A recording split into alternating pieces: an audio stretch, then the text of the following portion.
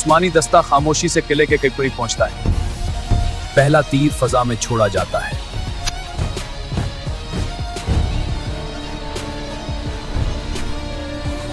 किले के अंदर हलचल। फाटा।